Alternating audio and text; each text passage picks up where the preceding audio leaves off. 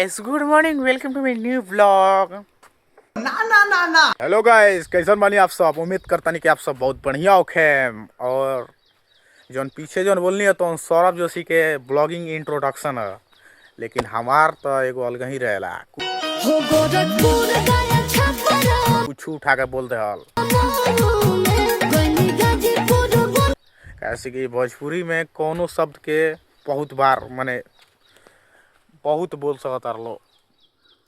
तो आज के वीडियो के शुरुआत होता आई नहीं तनी घूमे टहले, तो एजा से वीडियो शुरुआत होता। तो इस वीडियो में बना रही लो, ठीक बा, और लाइक सब्सक्राइब जरूर कर दिया लो। भाई ने बोला करने का तो करने का। A few moments later.